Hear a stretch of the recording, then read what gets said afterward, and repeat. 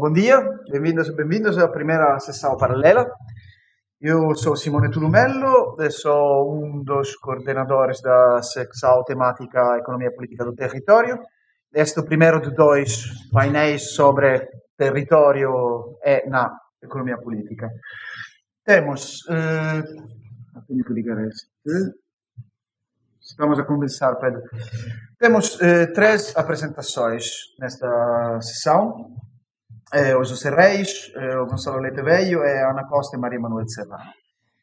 Então, sendo que, pronto, 10 minutos de atraso não faz mal, que temos três, eu acho que podemos tranquilamente ir máximo 20 minutos, assim ainda temos tempo para debate. Sugiro que deixamos o debate lá para o fim, assim mais para debater do que para apontar questões pontuais. Então, primeiro é o Zé Reis, que não precisa apresentação.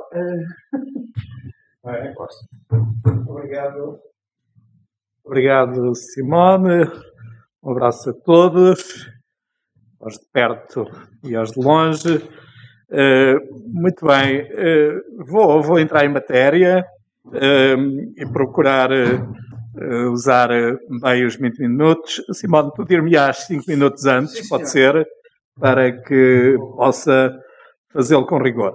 Bom, como veem pelo título da minha comunicação, eu procurei com ela entrar numa análise mais intensiva e mais aprofundada de uma coisa que me interessa. Nós precisamos de vários pontos de vista, do ponto de vista do modo como pensamos o país, mas também como refletimos sobre as dinâmicas regionais, sobre o pensamento regional, sobre o significado do território. Nós precisamos de olhar em profundidade para aquilo que eu creio que constitui uma forma de economia política muito precisa, que é aquela que tem estado em desenvolvimento na área metropolitana de Lisboa nas últimas, digamos, 2 décadas. E por isso esta finalidade é essa, é o de insistir numa análise de natureza mais intensiva. Por estas razões que disse, acho que precisamos de dispor deste conhecimento para, repito, pensarmos o país e pensarmos o território. Mas também por uma razão muito particular. Eu tenho defendido que em Portugal, nas 2 últimas décadas, se deu uma transformação radical do ponto de vista da nossa organização territorial e do ponto de vista das dinâmicas territoriais. O país tornou-se unipolar. E o país não foi sempre unipolar. O país foi sempre assimétrico, naturalmente, com desequilíbrios regionais significativos, mas foi sempre polinucleado. Isto é, encontrávamos dinâmicas diferenciadas, daí as assimetrias, mas encontrávamos dinâmicas em vários pontos do território, e agora não vou entrar em detalhe nisso. Mas de algum tempo para cá, e eu associo isso às 2 décadas do século XXI, e as 2 décadas do século XXI é o tempo da inserção de Portugal numa forma de governação económica muito precisa, que é a que decorre da União Económica e Monetária. E, nesse contexto, evidentemente, tivemos 2 acidentes profundos, sendo o contexto esse. O contexto da austeridade, que é, evidentemente, de natureza política e socioeconómica, e o contexto da pandemia, que não é preciso caracterizar. Ora bem, esse contexto levou a este fenómeno de unipolaridade, que para mim se representa numa coisa muito concreta. Do ponto de vista demográfico, e eu fico apenas pela análise demográfica, nós tivemos uma regressão generalizada no país, incluindo na outra área metropolitana e nas cidades médias, uma regressão generalizada que tem como contraponto um volumoso, e esta questão do volume é essencial, um volumoso acréscimo demográfico na área metropolitana de Lisboa. Evidentemente que no Algarve também, mas todos nós sabemos que quando estamos a comparar as duas coisas, estamos a comparar duas proporções muito grandes e, portanto, embora eu ponha o termo unipolar entre aspas, porque em termos muito formais, então, não seria unipolar, seriam dois, havia o Algarve, mas evidentemente que, com o devido respeito para quem nos acolhe, o Algarve não tem o peso, não tem a expressão que a área metropolitana de Lisboa tem. E, portanto, esta questão da unipolaridade tem, sobretudo, representa-se, sobretudo, num inchaço da área metropolitana de Lisboa, para usar um termo um bocadinho brasileiro, que os brasileiros usaram em estudos urbanos, num inchaço da área metropolitana de Lisboa e, sobretudo, da sua periferia. E então encontramos aqui um modelo de crescimento metropolitano que é, essencialmente, um modelo assimétrico, um modelo baseado numa assimetria interna muito forte, periférico, com um grande inchaço da periferia e a correspondente debilidade do sistema urbano não metropolitano. Eu dou muita importância a esta variável. O sistema urbano não metropolitano é aquele que é constituído, é aquele que constitui a ossatura do território e onde nós deveríamos, gostava de chamar a atenção para isto, deveríamos encontrar, nós habituámos a entender que as cidades são, digamos, lugares, são aglomerações e têm efeitos aglomerativos. Isto é, mesmo num contexto de decréscimo demográfico, seja ele qual for, as cidades tenderiam a manter uma resistência que resultava da sua capacidade aglomerativa. Ora bem, as cidades médias portuguesas não têm revelado essa capacidade aglomerativa e, pelo contrário, encontramos generalizadamente perdas demográficas, o que quer dizer que estas duas coisas instituem uma fortíssima alteração do nosso território. Bom, e então, isto que eu acabei de dizer, evidentemente, representa-se aqui o que é que aqui está. Já agora repararão, chamo só a atenção, a primeira coluna de cada um das NUTs, isto são as NUTs 2 e 3 do continente. A primeira coluna, mais escura, é tudo o que vai entre 2001 e 2000, ou melhor, é a década inicial. A outra, a cinzenta, é a segunda década do século. E a terceira coluna, cinzento, é a soma disto tudo. Ou, digamos, o que resulta, digamos, a evolução do século XXI. E como reparam, enfim, do ponto de vista das NUTs, o quadro não precisa de muito comentário, não é verdade? Ou seja, está todo ocupado na parte de baixo, com a exceção da área metropolitana de Lisboa e do Algarve, e com uma pequena exceção aqui do Oeste e do Cávado, num contexto em que sabemos o que acontece com o país. Bom, e o que está da parte de baixo, não me vou deter nisso, mas significa então muito do que acontece como digo, em regiões urbanas características, as do centro litoral, veja o que se passa com a região de Aveiro, com a região de Coimbra, com a região de Leiria, mas também com as outras formas de presença urbana. E, portanto, tenho aqui o que eu quero dizer por unipolaridade e temos aqui uma fotografia geral do país. Mas entremos então... Bom, e se víssemos isto por cidades, ou melhor, estão aqui representados os municípios que têm cidades com mais de 10 mil habitantes, aparentemente nós temos aqui um gráfico mais ou menos simétrico, não é? Mas se tirarem daqui as cidades algarvias, e eu não preciso também de meter agora nisso, iriam ver que esta simetria do gráfico desaparecia. Que ali os positivos têm uma larguíssima presença algarvia. Vamos então à área metropolitana de Lisboa e esta análise mais em pormenor que eu queria aqui fazer. Ele é realmente um território de desigualdades, com inchaço da periferia e bloqueamento das suas dinâmicas económicas. Ou seja, tudo o que se tem passado demograficamente no país tem levado a pormos todos os ovos no cesto da área metropolitana de Lisboa. Bom, e quem vive em Coimbra, por exemplo, como eu, e tem a minha idade, e começa a pensar e a fazer contas, faço muitas vezes essas contas, penso nos 30 amigos meus cujos filhos têm 20 e tal anos ou passaram pelos 20 e tal anos. Nenhum se encontra em Coimbra. A começar pela minha filha. Temos, por isso, este privilégio demográfico de Lisboa, digamos assim, isto é, Lisboa dispõe de uma oferta extensiva de trabalho, de população, mas isto ocorre com um modelo económico que tende para o bloqueamento.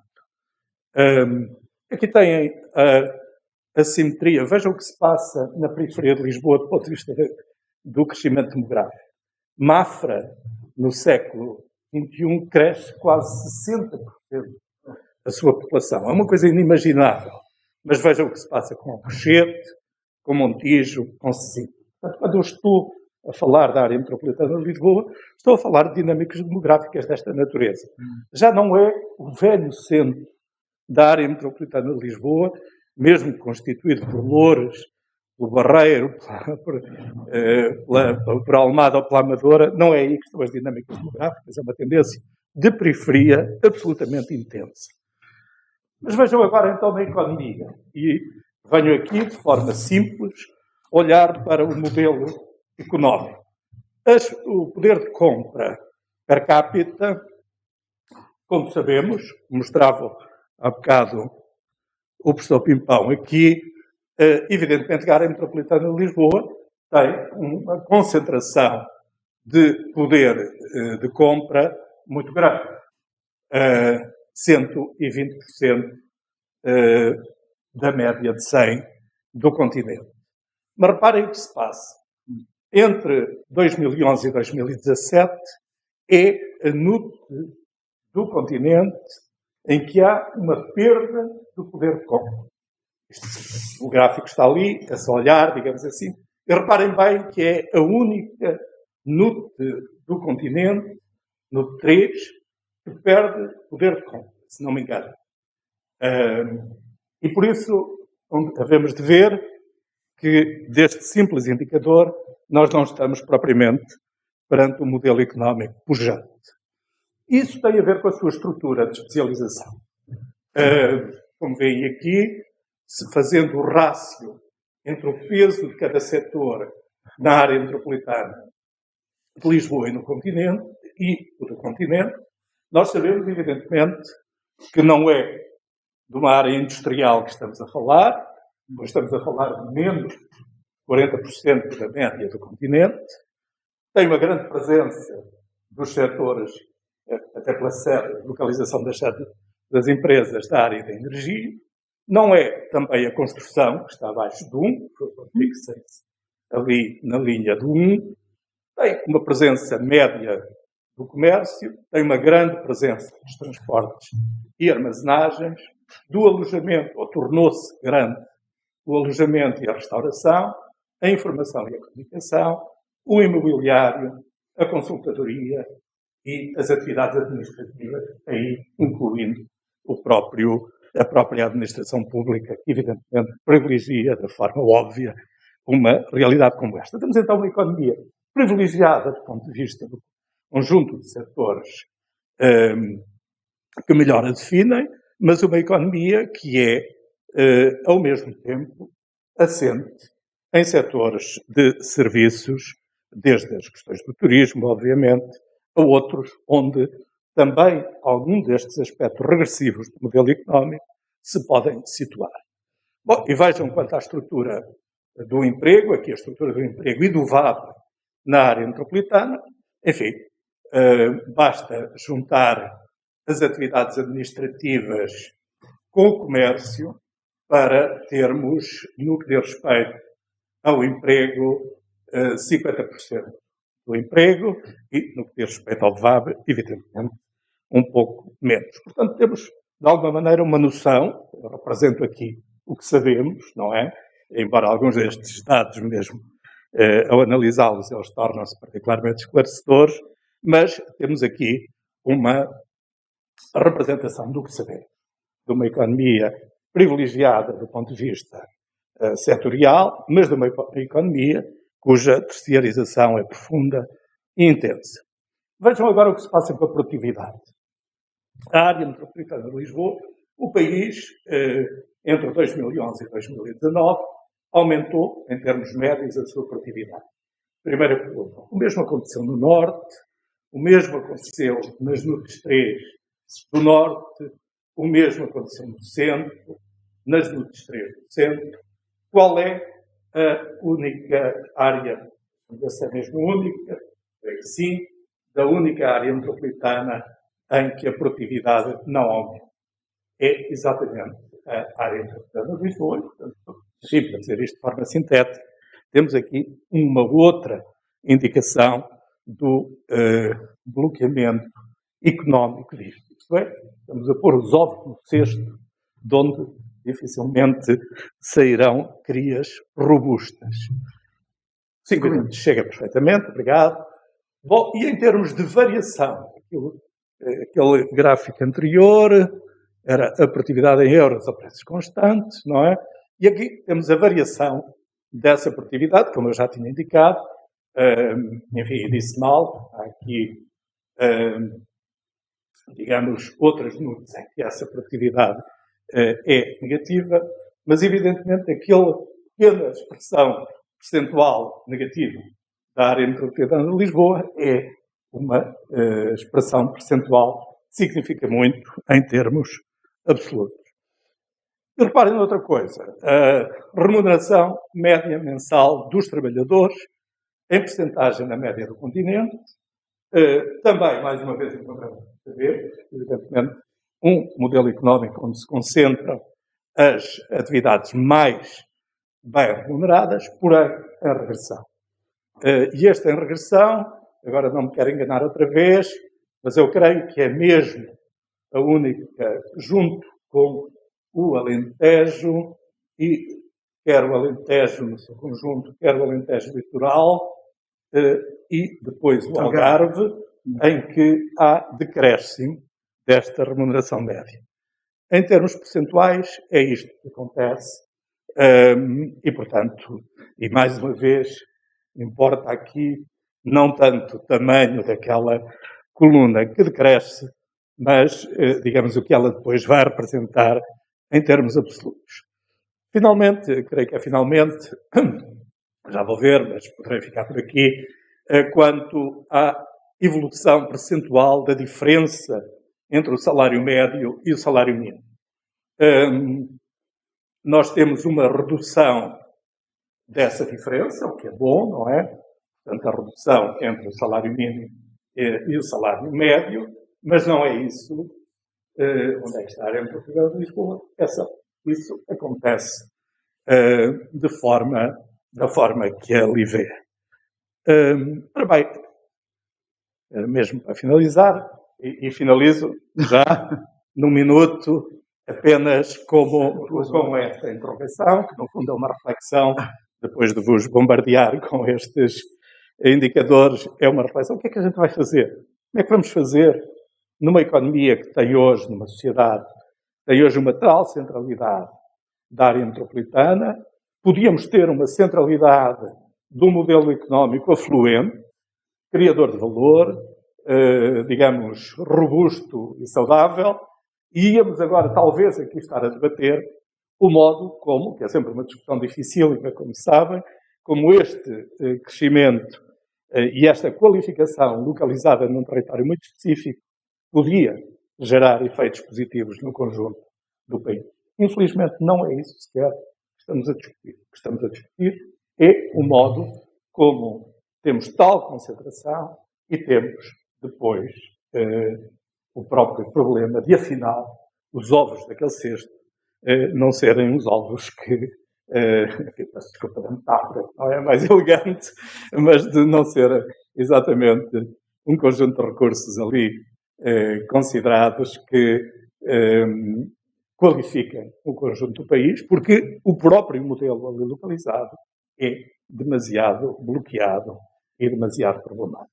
Ou seja, a discussão territorial em Portugal, enfim, acho que aqui estamos, provavelmente, esta é uma questão que não suscita muitas dúvidas, para outras pessoas sim, há um problema territorial, há um problema novo de territorialização do desenvolvimento em Portugal e esta constitui uma das matérias, porventura, uma das matérias maiores da nossa vulnerabilidade, e aqui estou a prestar homenagem ao nosso tema, e uma das questões em que, portanto, quer-me parecer, precisamos de discutir não apenas a economia da área metropolitana de Lisboa, mas discutir o próprio país. Espero ter sido rigoroso, Simão. Perfeito, obrigado. Boca aberto perché il microfono. Então, a próxima apresentação que acho vai em boa complementaridade com esta, do Gonçalo Leite Velho, que em princípio é sobre desigualdades territoriais na educação no ensino superior, não é? Então,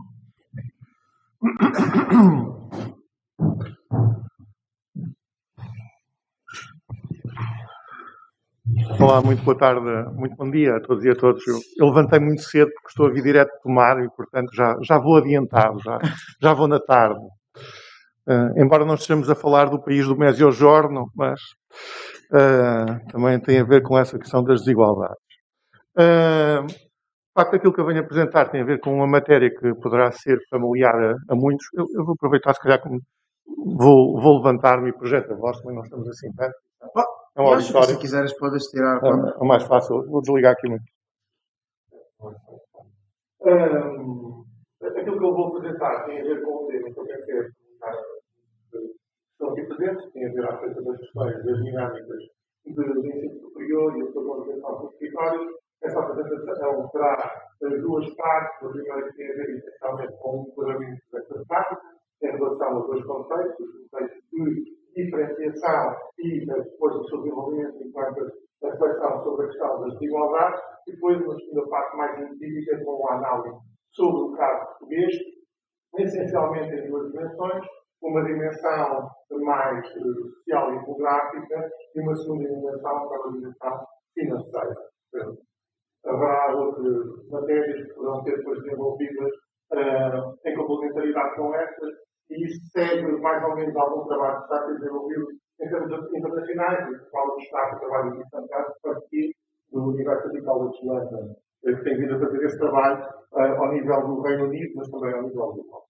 Começo com a questão do conceito de diferenciação, que é um conceito que prediviu à expansão do ensino superior, àquilo que é a sua universalização em diversos países, e que surge aqui um clássico da literatura do ensino superior, uma da sua definição, como uma resposta a várias dimensões, àquilo que é um anseio das necessidades dos alunos, à questão da mobilidade social, às necessidades do mercado de trabalho, e depois também àquilo que é atender às questões políticas, e isto é bastante presente do ponto de vista da construção do sistema dos Estados Unidos, porque a questão da universalização e da democratização cruza muito com o momento político dos Estados Unidos, do movimento da Affirmative Action e de outras dinâmicas sociais e políticas dos Estados Unidos, e depois se complementa com aquela combinação, que já vamos ver, faz parte do outro clássico, que é esta ideia de massa e elite, inovações e experimentações de baixo custo. E, como eu dizia, esta questão da definição do modelo de massa e elite deriva de um clássico na literatura, que é o Crow, de 1973, no qual ele refletiu acerca daquilo que estava a acontecer no ensino superior, num fenómeno que parecia já então ser global, agora estamos a falar de muito cedo, estamos a falar de 1973, e no qual ele situa para tentar identificar esse fenómeno, ele previa a passagem em 3 escalas do modelo de elite, que teria sido o modelo dominante até à Segunda Guerra Mundial, para um modelo que então estava a desenvolver, que era o modelo de massificação, muitas vezes é a palavra em sentido mais comum é utilizada no sentido de massificação superior, mas que tenderia para um terceiro passo, que era a universalização. E o Martin Crowe fez essa sistematização partindo essencialmente de uma ideia de que essa massificação e digitalização seriam conseguidas a partir de um sistema binário que era desenvolvido através de organizações que continuariam a trabalhar para a formação de elite e depois um conjunto de outras instituições, de outras organizações, que se dedicaria àquilo que é a questão da massificação da cultura, portanto, seriam organizações dedicadas à massa. É importante referir que esta conceptualização não é alheia ao próprio conceito que Martin Troll estava a trabalhar.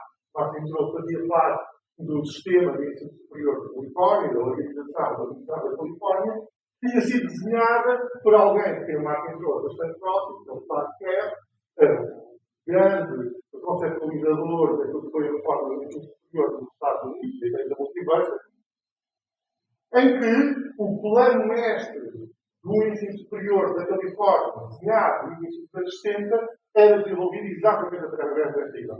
Nós tínhamos duas universidades livres de investigação, que é a University, o polo de San Diego e o polo de Berkeley, e depois um conjunto de outras organizações, que são desenvolvimentos ou do Land University ou do University College, e portanto tinham uma história que tem a ver com aquilo que é a história do desenvolvimento do ensino superior dos Estados Unidos, muito ligado às comunidades, e que serviam exatamente para essa ligação de complementaridade, e portanto o sistema era pensado nessa complementaridade. Mas nós, a ideia do Martin Troll de base era a massificação era conquistada por aquilo que era o sistema de massas e as universidades, o polo de Berkeley e San Diego continuariam a funcionar como universidades de elite. Esta conceptualização do Clark Kerr estava enquadrado dentro daquilo que era a organização do modelo de formativista, no qual a América, os Estados Unidos da América estavam a desenvolver, e vem a ser, há uma permeabilidade como organização que está em desenvolvimento, que é a OCDE, que vai operacionalizar aquilo que é o composto de marcha no espaço europeu, e depois não só, para outros países, na construção de uma série de alinhamentos internacionais, e onde estas ideias depois conseguem articular com outras teorias, como a teoria do capital humano, e elas vêm a ser centrais na produção de uma série de estudos e de projetos que são fundamentais na definição do ordenamento do sistema de ensino superior numa série de países, nomeadamente em Portugal, está ali destacada a questão do projeto Mediterrâneo, que é a base de conceptualização em termos de projeto da famosa reforma Veiga Simão, uma reforma que ainda foi produzida pelo Estado Novo, ela começa a ser desenhada exatamente nos anos 60, depois ela vem a ser publicada como um livro nos anos 70, e depois já vamos ver aquilo que é o seu impacto no ambiente institucional que se fez em 1979. Caracterizando ainda dentro da questão do enquadramento, agora orientado para a questão do ambiente institucional português, a primeira nota acerca desta questão é que isto é bonito do ponto de vista da questão do enquadramento teórico, a realidade dos ambientes institucionais comprova que, na verdade, o sistema binário já existia em alguns países antes de ele ser conceptualizado desta forma e ir além daquilo que ele está. Nomeadamente, está uma referência lá em cima acerca do MIT, e aquilo que é o modelo alemão, sempre teve a questão, apesar do desenvolvimento da Universidade Boloniana, sempre teve um lado de desenvolvimento de ensino de tipo vocacional, mais virado para a questão da profissionalização, que são as universidades técnicas, como tradução das técnicas obscuras.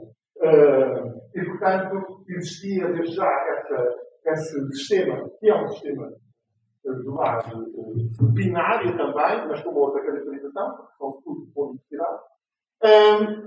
E aqui este decreto, é um decreto que criou a Universidade Técnica de Lisboa, com os seus três elementos fundamentais, a biblioteca, a economia, e depois aquilo que vai ser o Instituto Superior de Economia. E é importante verificar, portanto, do ponto de vista daquilo que é o desenvolvimento do ambiente institucional português, o primeiro elemento que nós temos da questão do binário acaba por ser, naquilo que é, quando olhamos para o desenho deste decreto-lei, é muito claro o seu intuito de profissionalização e de impacto direto na economia e na sociedade, não apenas de desenvolvimento conceitual, mas de impacto direto, mas que hoje em dia nós conhecemos como parte da universidade, e faz parte da universidade, Lisboa.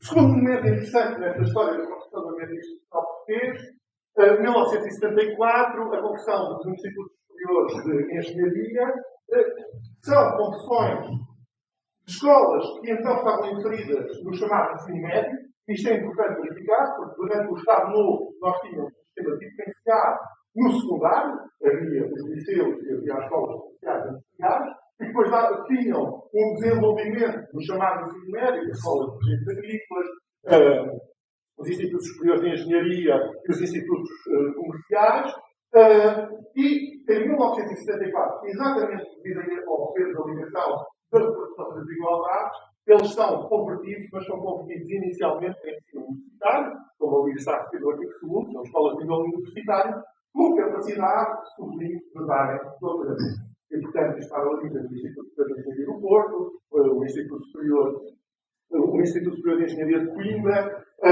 e tinham esta capacidade, e, inclusivamente, o número 3 tem a questão da previsão da sua possibilidade de se enquadrarem dentro das universidades. O que é curioso dentro da organização da Universidade de Coimbra, porque nunca teve uma faculdade de engenharia, teve uma faculdade de ciências e tecnologia, e não teve propriamente uma faculdade de engenharia, como acontece, por exemplo, com o Porto.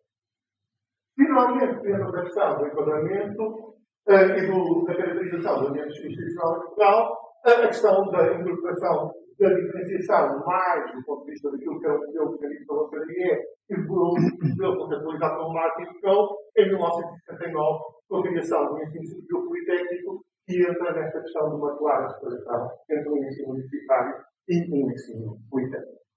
Ora bem, estas questões fizeram parte da ideia de um sistema pragmático para a elite e o ponto de vista da consolidação da massificação da industrialização do ensino superior, essencialmente a partir do sistema orientado pragmático, veio fazer o seu caminho na OCDE, no desenho do sistema de ensino superior de diversos países, inclusive do nosso, até muito recentemente, isto são trabalhos de 2018 e 2006, o mais antigo, começam a levantar questões acerca de se nós temos uma diversificação da oferta do ensino superior ou se nós temos uma estratificação da sua oferta. E é sobre essa atenção que começa a haver cada vez mais investigação a ser produzida atualmente. E a questão que se coloca é até que ponto é que benéfica haver uma concentração de recursos em determinadas instituições que acabam por reproduzir essas desigualdades, instituições consideradas como de elite e altamente estratificadas, e até que ponto é que, de facto, a estratégia que tinha sido pensada e conceptualizada pelo Martin Foucault acerca da massificação está, de facto, a conseguir corresponder àquilo que são as aspirações dos agentes, nomeadamente a comunidade social, entre outros. E a partir daqui nós passamos a ter vários caminhos, porque, apesar de não estar de uma determinada maneira, os agentes encontram a sua forma de procurar responder às suas expectativas e, portanto, começamos a ter estes fenómenos de confusão em relação ao modelo, como a mimetização em relação entre organizações, o problema da deriva académica dos politécnicos, a politecnização da universidade, e, portanto, todas estas questões que se vão colocar e que colocam problemas do ponto de vista da consideração das organizações hoje em dia. Um último ponto acerca desta consideração, um dos contributos fundamentais para esta matéria da questão da desigualdade ou da diversificação, é o contributo do Simon Markinson, que vemos ali à direita, um artigo de 2016, bastante importante para este tema, em que ele vai buscar o conceito de bem posicional ao Rush e procura desenvolver uma consideração de que as universidades são bem posicional e, portanto, a procura da construção do contabilista tem a ver exatamente com essa ideia da questão de ser um recurso escasso que apenas alguns podem aceder. E passamos daqui às questões da parte mais empírica, e a primeira questão, curiosamente, que coloca de alguma forma em choque com a consideração do Simon Markinson, tem a ver acerca do que é a consideração acerca da universidade pública e a forma como se toma ou não como bem profissional.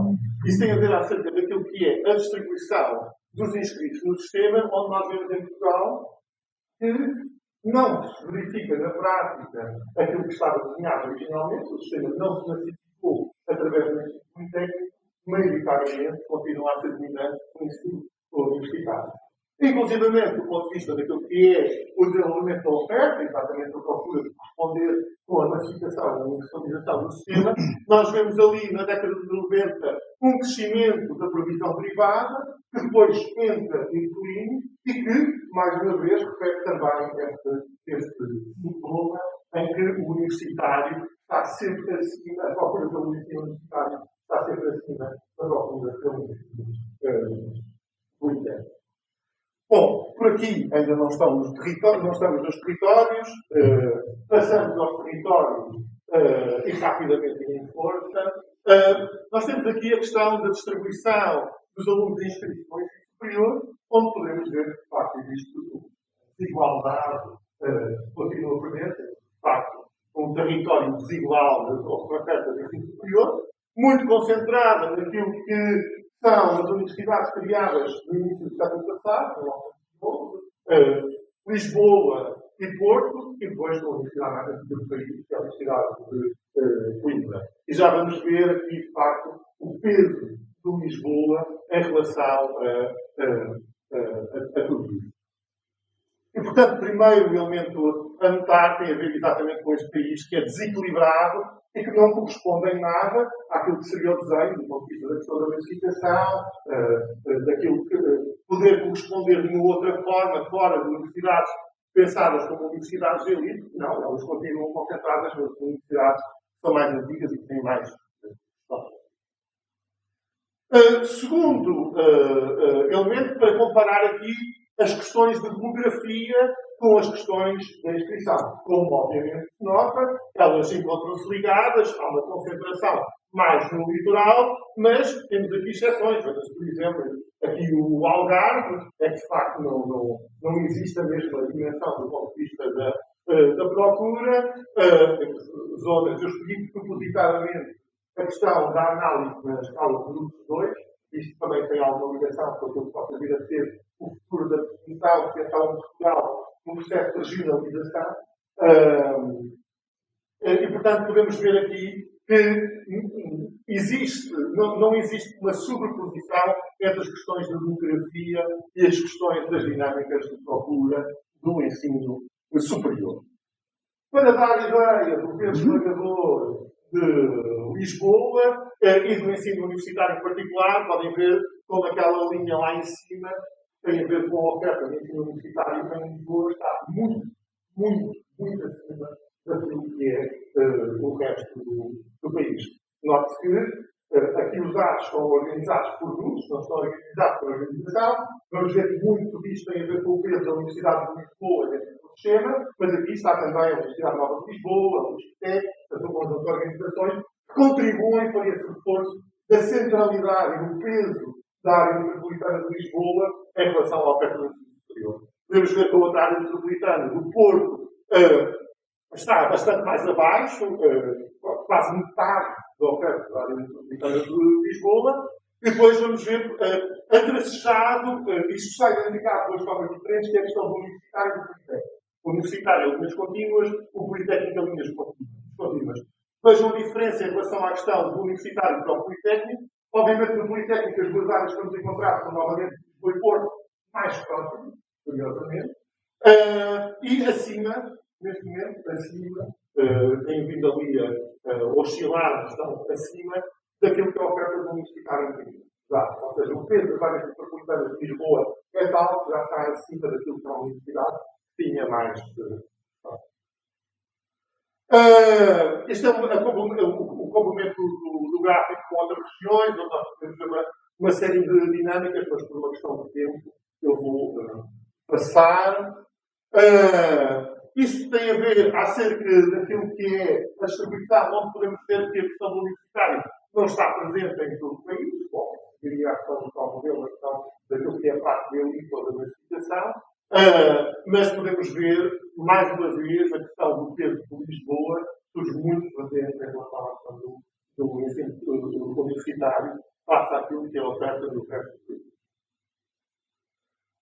Isto é a variação dos alunos, onde temos que, do ponto de vista da questão da dinâmica de procura, há aqui sinais que são interessantes. Primeiro é o óbvio, a dinâmica de procura mais está na área metropolitana de Lisboa, mas vemos ali a beira interior com um aumento, a oferta do curso de medicina, explica muito aquilo que é o crescimento. Depois, a área metropolitana do Porto, e mais acima temos o CABA, que tem a ver com a questão da Universidade da dinamização do MIS. Todas as outras regiões tendem a estar em perda, nomeadamente, como vemos ali, a questão do Algarve. Só notar aqui um pequeno apontamento, por exemplo, ali em Trás-os-Montes, temos uma oscilação, mas aquela oscilação deve-se ao fecho da instituição privada universitária em Trás-os-Montes. Ela tem impacto do ponto de vista da variação, mas não tem impacto do ponto de vista do número de estudos. Aqui a questão do Politécnico, vemos que do ponto de vista da oferta, do ponto de vista de como está a contextualizar a oferta, ela diz que está para a massificação, ela está mais disseminada pelo país, mas continuamos a ver o peso das áreas metropolitanas a esta oferta. E um facto muito curioso de assinalar, que é o lugar que está em mais perda no ensino politécnico é a área metropolitana de Lisboa. Não deixa de ser curioso em relação à contextualização destas matérias da diferenciação. Termino apenas com a questão daquilo que é o peso financeiro das instituições, que é a parte colocada, onde nós podemos ver, de facto, que a Universidade de Lisboa tem um peso enorme face ao resto do sistema, representa várias universidades e politécnicos no seu orçamento. Eu vou passar, porque depois, do ponto de vista das receitas propinas, mas também da própria questão das vendas de bens e serviços, que tem a articulação com aquilo que é as características dos vários territórios. E o último ponto é para que é que isso está a conduzir, ou está a conduzir para um regime de acumulação financeira da parte da Universidade do Estado Principal de Uruguai, o que não deixa de ser curioso em relação ao sangue do sistema. Muito obrigado, peço desculpa, Simão, por ter limitado o tempo, e depois estarei disponível para a nossa pergunta. Muito obrigado. Praticamente uns 20 minutos. Então, Ana Costa, a última apresentação, passamos para a economia social e a pandemia, sua governabilidade.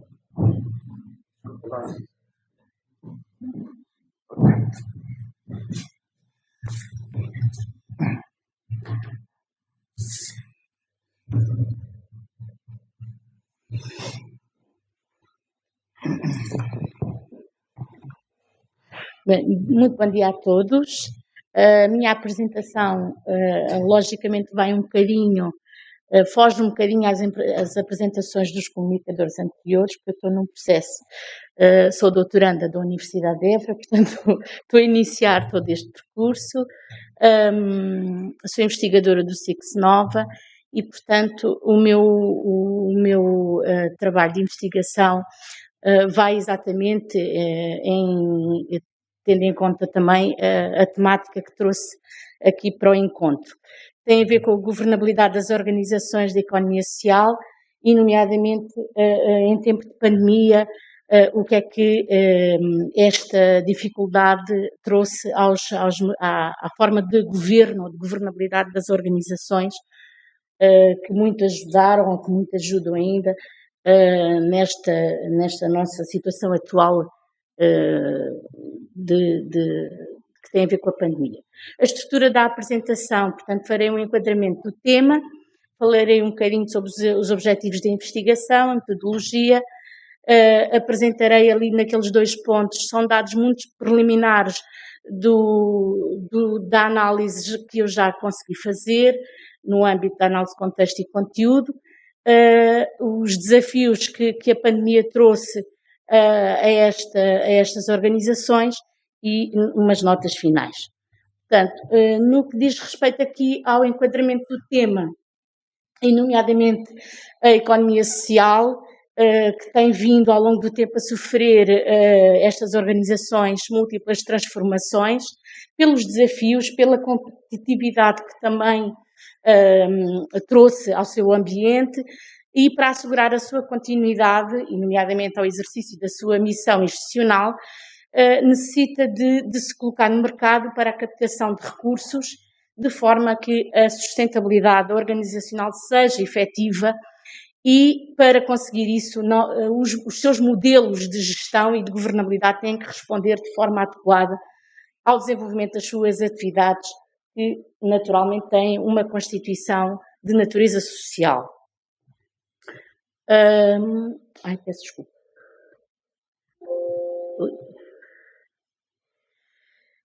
O tema da governabilidade das organizações da economia social já era preponderante no período pré-pandemia, tornou-se ainda mais urgente na sequência desta experiência em períodos críticos da pandemia, que ainda acontece, e que trouxe um desafio herculeano para estas organizações do ponto de vista estrutural, porque tinham que, em real time, estar constantemente a se adaptar os seus modelos face às constantes alterações da Direção-Geral de Saúde, tendo em conta também a fragilidade e a natureza das suas atividades e dos seus utentes. Aqui foi colocada à prova os modelos de governabilidade das instituições, as suas práticas de gestão de recursos humanos e, naturalmente, a sua sustentabilidade. No que diz respeito aos objetivos de investigação, eu procuro caracterizar as organizações no campo da economia social, caracterizar o seu modelo de governabilidade, identificar as práticas de gestão associadas, nas dimensões governabilidade, recursos humanos e sustentabilidade, e conhecer as expectativas e compromissos dos seus stakeholders nestes modelos. A metodologia que eu utilizei foi os estudos de caso, que procura responder de forma mais aprofundada ao meu objeto empírico e tendo em conta também a delimitação pelas características específicas das organizações em estudo. Também fortalece a investigação e eu utilizei as entrevistas semi-estruturada como produção e recolha de informação, além de análise documental, obviamente. Foram realizados 15 estudos de caso, portanto, tem a ver com das Santas Casas do Distrito de Évora, que são 14 concelhos, foram todas elas estudadas para haver uma abrangência total do distrito e à gestão de topo destas organizações. A estrutura das entrevistas obedece também aos eixos de análise que eu pretendo validar, tem a ver com os seus serviços e atividades, ao seu modelo de governabilidade, e nestes dois eixos são algumas notas que eu vos trago aqui para partilhar convosco. Também no que diz respeito aos recursos humanos, nomeadamente a tipologia de contratação, se a sua contratação é efetiva ou é precária, qual é o tipo de qualificação dos seus recursos humanos, a faixa etária, o tipo de formação, qual é o enfoque que dão na preparação dos seus recursos, as fontes de financiamento exatamente do ponto de vista próprias, como é que elas são validadas e como é que elas são colocadas em prol da sua atuação e também as fontes de financiamento externas, nomeadamente os acordos de cooperação, através dos acordos de cooperação por parte da tutela, da segurança social, portanto, que peso é que elas têm, obviamente, no seu modelo de governabilidade, e depois accountability também é um ponto interessante que tem a ver com a responsabilização das decisões desta gestão de topo, portanto, o que é que elas consideram que a sua atuação na sua dimensão de responsabilidade tem impacto na decisão, a sustentabilidade, nomeadamente quais são os procedimentos, quais são as práticas, quais são as estratégias de sustentabilidade para o modelo de governabilidade se tornar efetivo e eficaz, os stakeholders, qual é realmente as suas expectativas e a sua importância no modelo organizacional e o próprio contexto da economia social. Neste momento, eu estou a fazer, como disse há pouco, a análise de contexto e conteúdo e pretendo comparar as diferentes estratégias das organizações, confrontar aqui os seus discursos, as suas decisões, os seus planos de atuação, implementação e, portanto, de forma a preponderar, a validar a sua sustentabilidade e a natureza das suas práticas. Passando aqui para alguns dados que já consegui analisar, portanto, a sua natureza, todas elas são Irmandades da Misericórdia e são também equiparadas à Instituição Particular de Solidariedade Social. A sua representatividade é a União das Misericórdias, todas elas são representadas ou têm filiação. As áreas de intervenção são 3 grandes áreas: a população idosa, a infância e jovens e a comunidade. Todas as misericórdias do distrito atuam ou têm respostas para a área da população idosa, todas elas desenvolvem respostas nessa área. Depois temos ali uma percentagem um bocadinho menor que, ao mesmo tempo, desenvolvem respostas para a infância e para os jovens, e depois não chega a 50%, desenvolvem respostas direcionadas para a comunidade, ou seja, atendimentos, acompanhamentos para as respostas em que a comunidade tem dificuldade na sua fragilidade. Depois podemos dizer que todas elas, cerca de 46,7%, desenvolvem atividades nas 3 áreas de intervenção.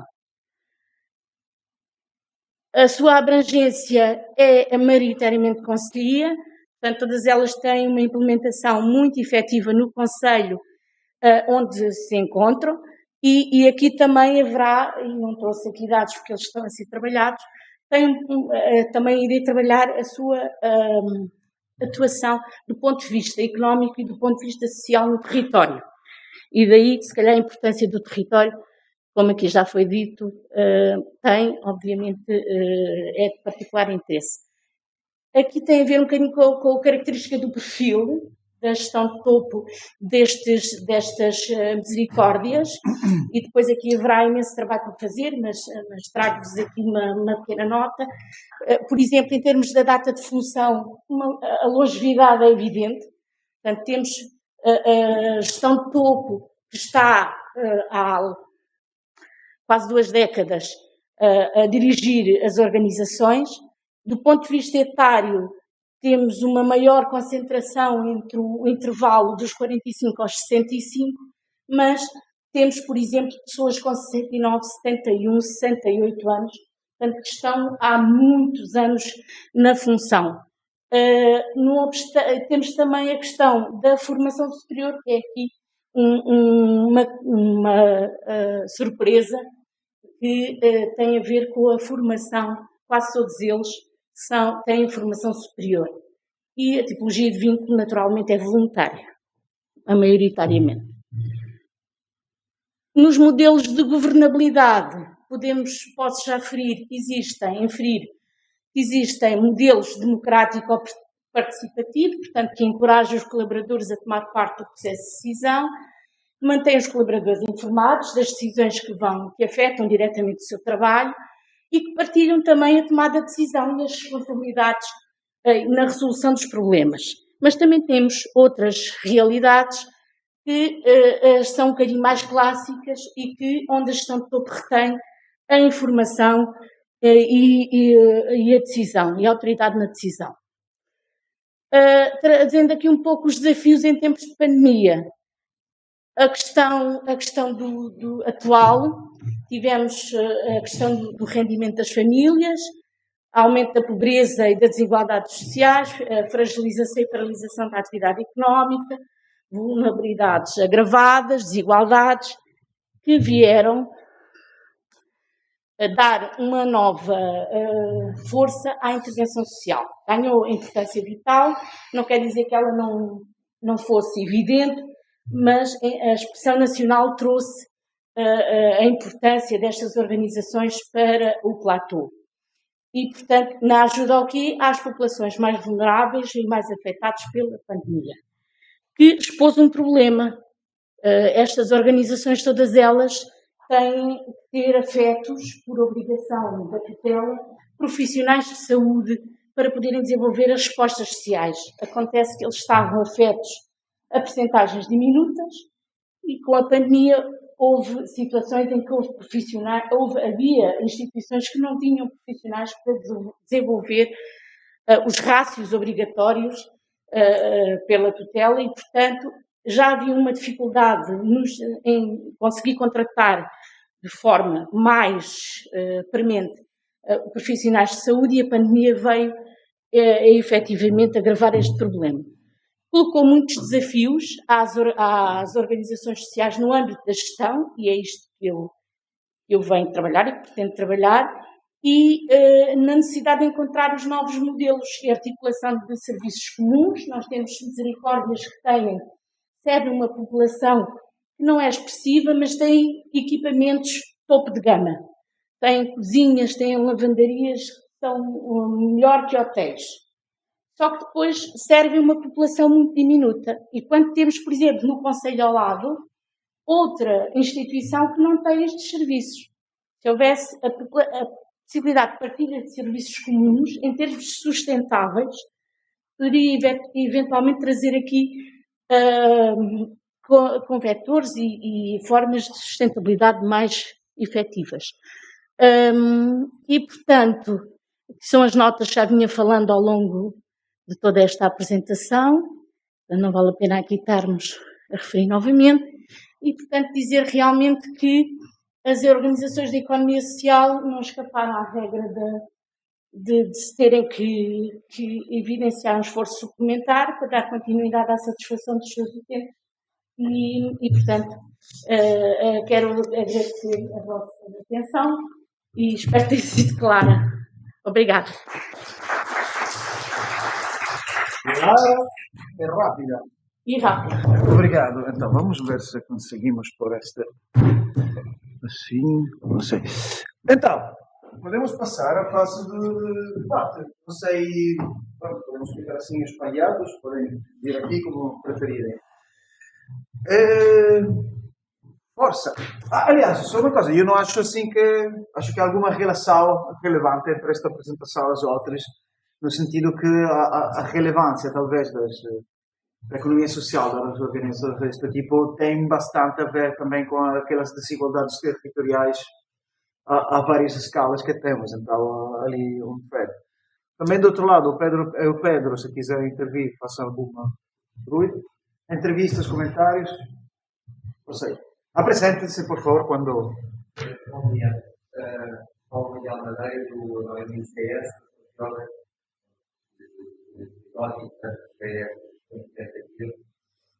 eu tinha duas questões. Uma em relação à apresentação de carteiras, que era... Pronto, eu já há uns tempos já estou muito para os dados da diferença do país, ainda mais.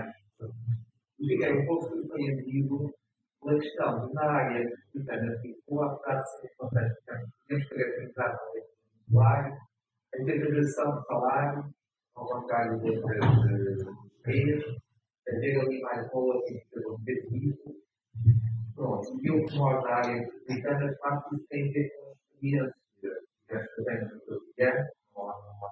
experiência. Eu sinto uma parcela muito importante. Isso surpreendeu-me e a minha pergunta era um pouco se há alguma explicação para isto, mas outra isso não acontece, apesar de tudo, porque está a falar em finais, não é? Tem a ver com a especialização, né? Portanto, com o turismo maciço, que está mais custos, tem outras questões. Pronto, era essa questão, era um pouco mais necessário, uma questão que é a própria que disse de ser necessário pensar em futuro. Pronto, realmente eu tive que ir buscar, desde o ponto de vista do desenvolvimento económico, propriamente projetos de desenvolvimento, em projetos de não consigo ver, não é? Não dos agentes relevantes, digamos assim. E a tentação, ou se há algumas sugestões a dar também sobre essa questão, como é que poderia haver uma economia internacional com tão popular, então tão pouco desenvolvimentista, ou tão pouco apostada no bem-estar da população, sobretudo porque no quadro da economia política europeia, o EM há constantemente muito forte, que a política económica é quase não digo que seja proibida, mas é extremamente limitada, não é? Claro, há muitas matas, não é? De maneira que eu tenho essa flexibilidade, digamos assim, que também não acho que as nossas sociedades estão discutidas até agora na campanha eleitoral, que é uma coisa. Mas pronto, eu posso responder. A minha outra questão, a grande questão da educação, os atletas com mapas. É um pouco também com as mapas que fazem vão a fazer toda a questão inicial, não é? Aquela litoral e das áreas metropolitanas. Pronto, eu não sei, a minha questão era se eventualmente fizermos também aquelas leituras das necessidades profissionais das crianças, não estou a sugerir, não sei fazer também o assunto da discussão, se fosse dizer aquilo, a porcentagem dos jovens, das questões afetivas, eventualmente a capacidade desses polos no interior a terem ou não jovens fora da região, eventualmente estaríamos a outras leituras, digamos, complementares, ou como comunicar social um pouco. É isso, obrigado. Querem já responder? Posso? Não sei. Estamos também com Não, mas. estão online. Sim, mas pronto, só o Pedro que está assim em cima. E acho que já são duas perguntas bastante. Vou depois nem responder já, depois. Não temos a ordem ou a casa? Força. Essa parte é mais chamada. Bom, obrigado, Paulo. Enfim, estava aqui a pensar qual era a forma mais justa e mais produtiva para o esporte. E eu queria um bocadinho correr, utilizar um pouco o caminho que segui o Paulo seguiu, mas estava aqui a pensar, eu não ouvi, fica aqui. Eu queria perguntar. O que é que nos vem à cabeça quanto a decisões sobre o impacto imediato da organização imediata que tivesse em conta a diferenciação territorial do país? O que é que nos vem à ideia? Eu estava a dizer o que é que nos vem à ideia. Veio algo bem na ideia que a uma coisa que tem a ver com a exploração do bico do lago. É uma coisa mais. Eu até quero ser mais rico de prever, como tem a ver com o educativo. Não é um próprio. Exato. É uma coisa que tem que atrás. A população económica europeia é mais. Não nos esquecer, lembra-se como é que ficou a legislatura de 2015? Começou com a ideia de que decisões que o governo ia aplicar iam ser produzidas no chão, tudo tem a ver com a restauração. Mas uma coisa pura, efeito orçamental imediato, que tenham sido tomadas, não é pensar. O que é que vem a ver? Bom, estou a contar depois disso. A organização imediata. Já decidimos uma decisão política. O financiamento orçamental do espaço na área do governo. Justiça. Verdade. Se a área do economismo não é bem. Isto é, se é aparentemente jogo, em jogo não é pobre, há uma decisão imediata a tomar, que é, digamos, o produto. Vamos enfrentar, qual foi a decisão? Qual foi a expansão disso ao resto do país? Não sei. Sem o apoio. Sei que no verão há 2 anos, para ouvir a Daniel Leite em casa, para resolver a praia que nos pediu andamos logo na carreira. Eu paguei 3,5 euros. Vocês sabem quanto custa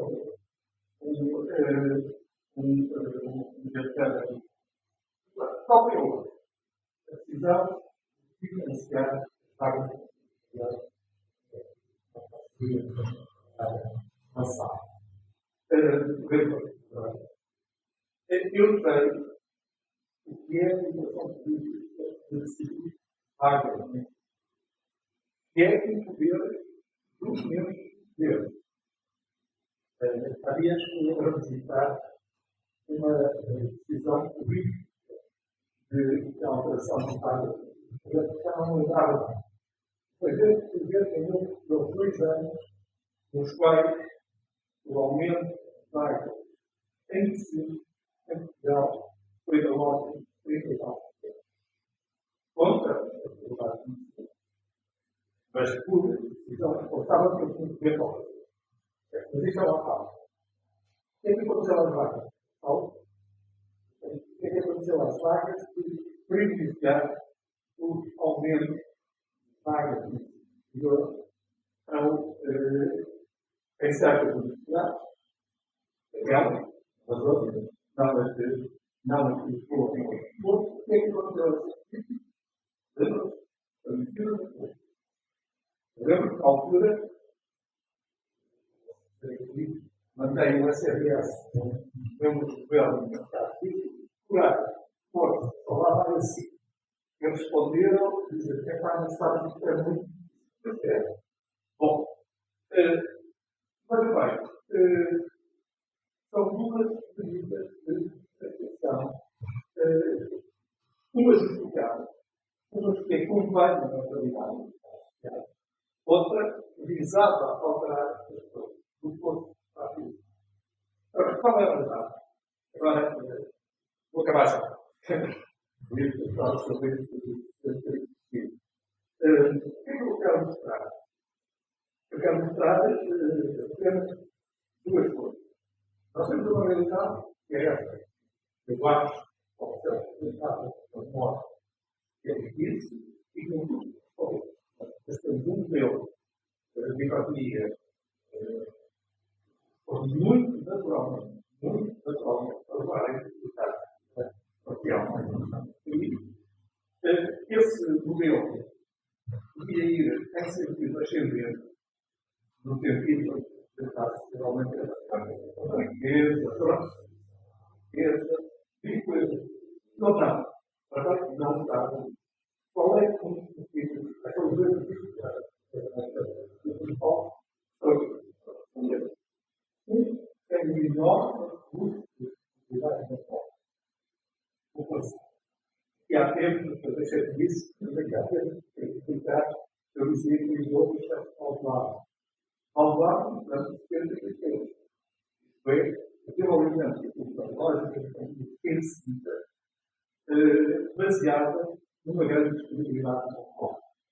Quais são as diferenças entre as universalidades? A principal diferença é essa. Em termos de disponibilidade de recursos, ao lado, existia. A bacia de cá. A disponibilidade de recursos é de brasileiro. Cada lá. Portanto, nós temos um modelo que é tudo de nova existência. Sim, o penso que vai lançando assim, eu conheço todas as notícias que rodeiam a lógica de mas a base é do modelo essencialmente terceirizar não empresarial, sobretudo ajudar diretamente com a contabilização civil das questões do político público. Obrigado por terminar. Eu acho que a ligação é essa. Há fluências do caso. Num modelo que foi especialmente dedicado àquela forma de forma entre antes da autoridade, da pandemia, depois das formas sexuais. Claro. Mas eu lembro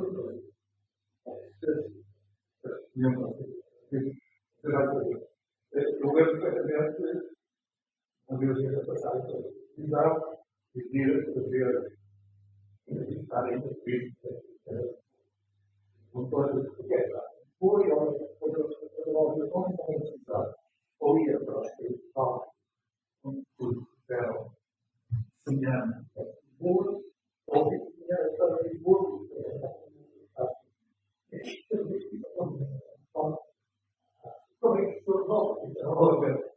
eu não sei dizer nada de utilizar carros em si. Eu acho que isso é um problema. Eu aqui há um. Temos 5 minutos. Não, a ideia é isso. Eu aqui há 10 anos, estava muito derrotado, conseguia dizer que nós temos uma original, realmente, todos os anos que eu dizer, Lisboa, e a primeira Lisboa, para uma altura não se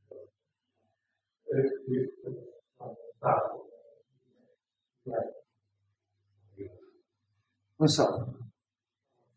De facto, foi considerada a opção de entrar o que é que houve a opção de apresentar dessa forma. Em geral, até aquilo que é a intenção do público superior, quando se quer cada vez mais a orientação do como uma forma positiva. Logo, com a situação da dinâmica de sua a questão daquilo que parecem ser restrições do ponto de vista da coorte da área, ela poderia ser complementada com as necessidades de formação que existiam. Provavelmente, uma segunda dimensão tem a ver com qual é que é a escala de qualificações que existe a cada dia. Mas existem dois elementos de exemplo em relação a isso, são o básico.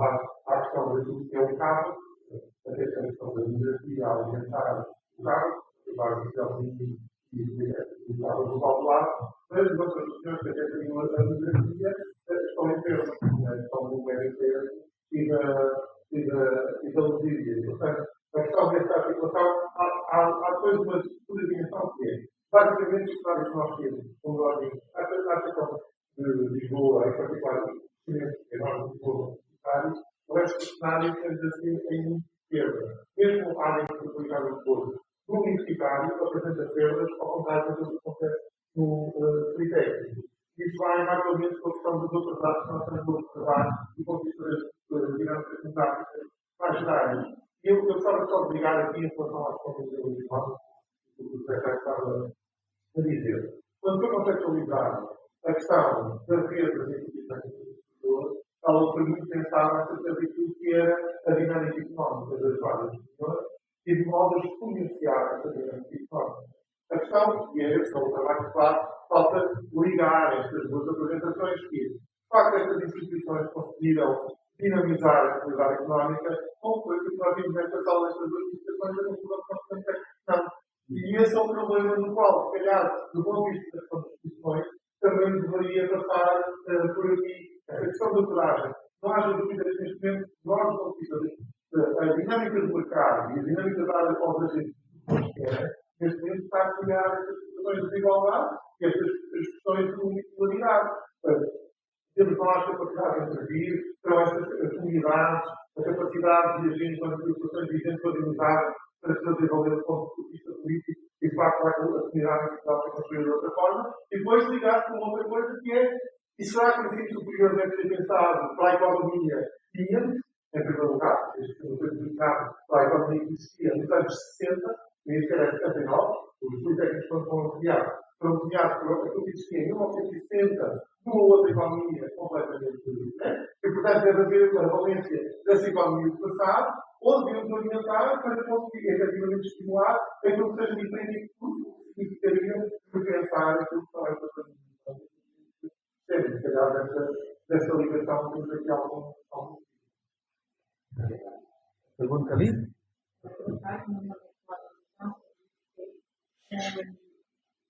Eu estava a ouvir a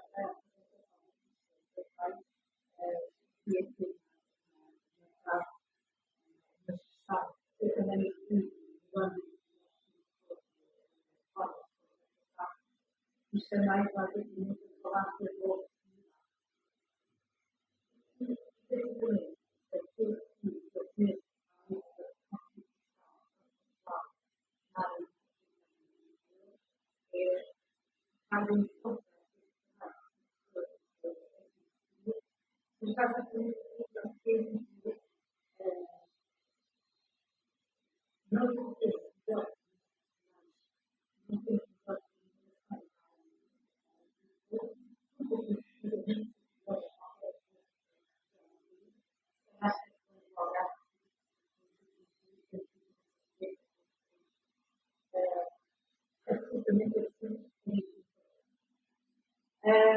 Mas de qualquer maneira, eu penso que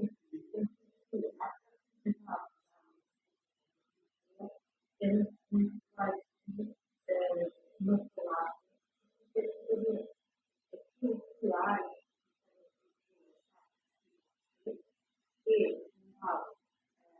muito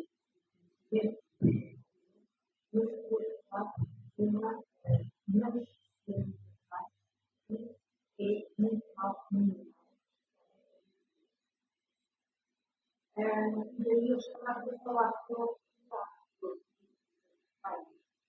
a minha parte aí depois eu estava melhor não existe não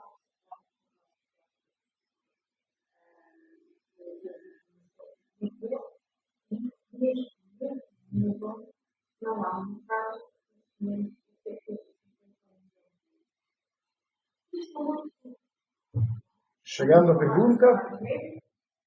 Chegando à pergunta, perché... No, no, no. a minha questão foi também as pessoas que resolvem agora depois de ser iniciativa de educação da universidade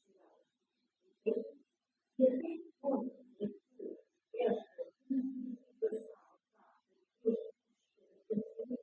não poderá fazer contato de base de o que está acontecendo não dá depois não pode não vai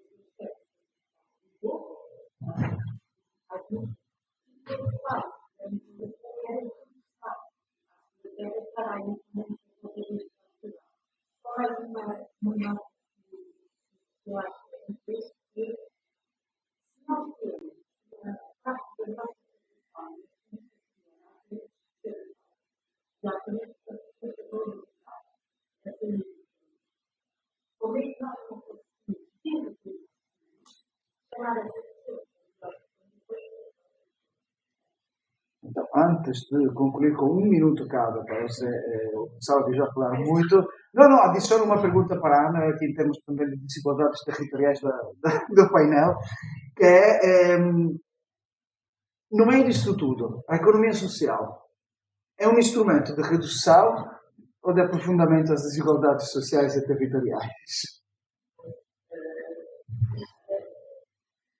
A questão de desigualdade é que o sector e motor não fazer crescer as desigualdades. Significa exatamente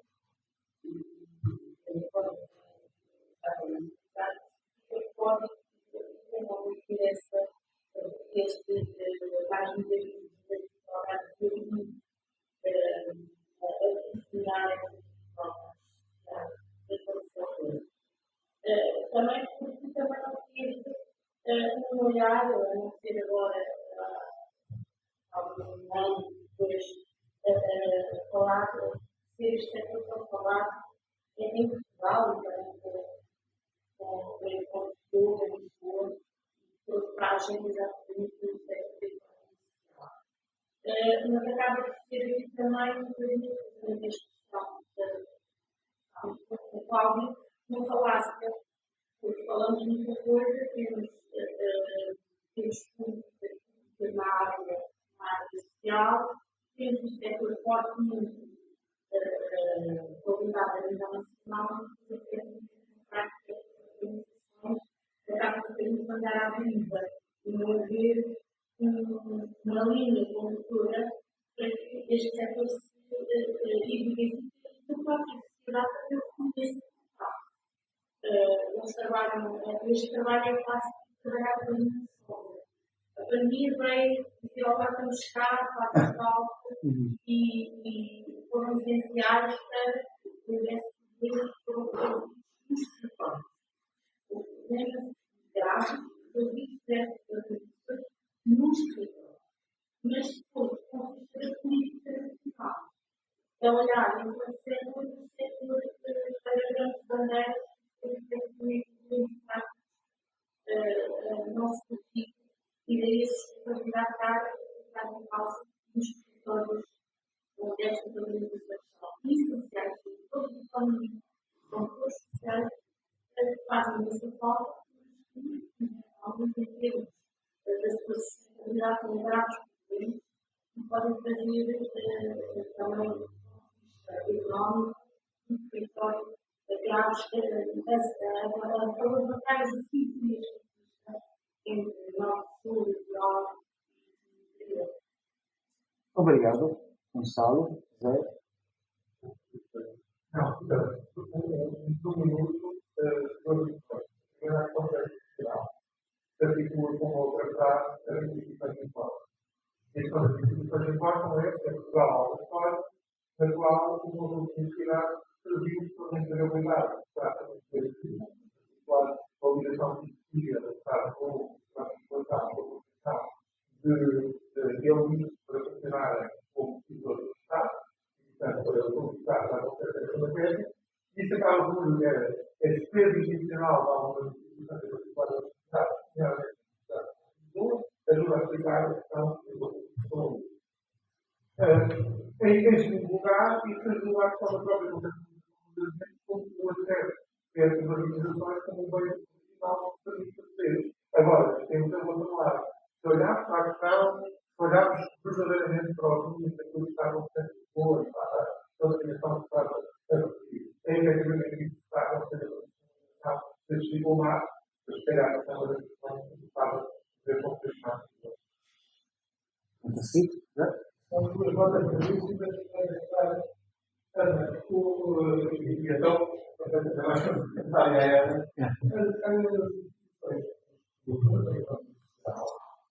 são as zonas de distribuição de emprego. Nós temos trabalhado na história, aquelas que se envolvem no contexto da história, criação de bem mais qualificados. Agora, o visualismo dos dados está claro. Eu ontem dizia, ouviu, meio meio militar, meio militar certo. Quando eu era piloto de aldeias, havia curiosidades do trabalho das coisas que foram fazem e fazem. Hoje, na instituição de partida social das aldeias, há países que conseguem estar e uma das e portanto, isso está toda a questão a questão da instituição. Provavelmente, mais regionais.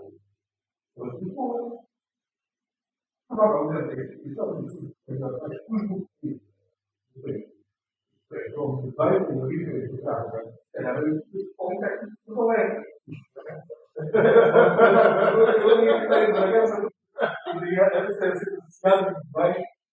Mas eu quero dizer que toda a zona